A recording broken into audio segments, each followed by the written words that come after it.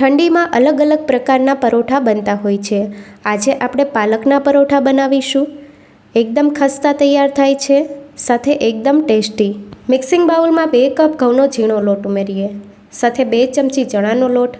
પરોઠામાં ચણાના લોટનો ટેસ્ટ સરસ લાગે છે, સાથે ચણાનો લોટ ઉમેરવાથી એકદમ ખસ્તા તૈયાર થાય છે। 1/4 ચમચી અજમાને ક્રશ કરીને ઉમેરીએ। અજમાનો ફ્લેવર પરોઠામાં ખૂબ જ સરસ લાગે છે। સ્વાદ પ્રમાણે મીઠું ઉમેરીએ। મસાલામાં અડધી ચમચી હળદર પાવડર, અડધી ચમચી લાલ મરચું પાવડર, તીખાશ તમે પ્લસ માઇનસ કરી શકો છો, અડધી ચમચી ધાણા જીરું પાવડર, સાથે 1 ચમચી આદુ મરચાં લસણની પેસ્ટ ઉમેરીએ। લસણ ન ખાતા હોય તો સ્કીપ પણ કરી શકો છો। 1 ચમચી સફેદ તલ ઉમેરીએ। સાથે મોણ દેવા માટે અહીંયા આપણે 2 મોટી ચમચી તેલ ઉમેર્યું છે। તમે તેલની જગ્યાએ ઘીનું મોણ પણ દઈ શકો છો। લોટમાં બરાબર બધા મસાલા અને મોણ મિક્સ કરી લઈએ। બધી વસ્તુ બરાબર મિક્સ થઈ ગઈ છે। હવે ફ્રેશ કોથમીરના પાન ઉમેરીએ। સાથે અહીંયા મેં પાલકને ઝીણી સુધારી લીધી છે। વજનમાં જોઈએ તો 150 ગ્રામ જેટલી છે। પાલકને 2 થી 3 પાણીએ વોશ કરીને કોરી કરી લીધી અને પછી ઝીણી સુધારી લીધી। અહીંયા થોડી થોડી પાલક આપણે લોટમાં ઉમેરીને બરાબર મિક્સ કરી લઈએ। બાકીની બધી પાલક ઉમેરી દઈએ અને બરાબર લોટમાં મિક્સ કરી લઈએ।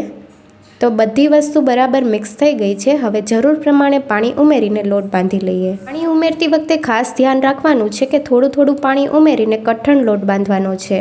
પાલક અને મીઠું ઉમેર્યું છે એટલે લોટ પહેલાં કરતાં થોડો લૂઝ તૈયાર થશે।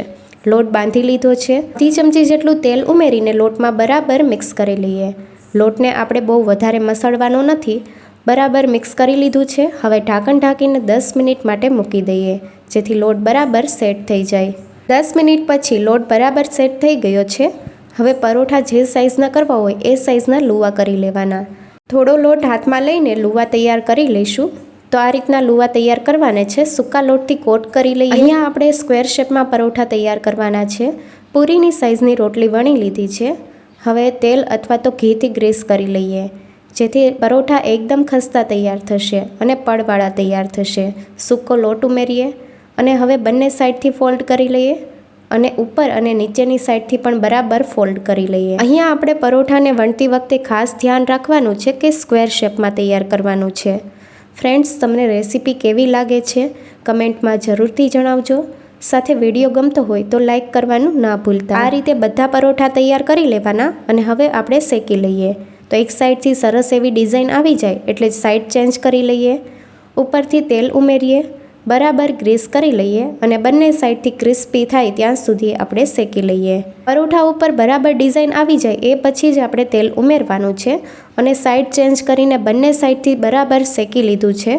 તો એકદમ ખસ્તા પરોઠું તૈયાર છે। આ રીતે આપણે બાકીના બધા પરોઠા શેકી લેવાના છે। આ પરોઠા એકદમ પડવાળા અને ખસ્તા તૈયાર થાય છે।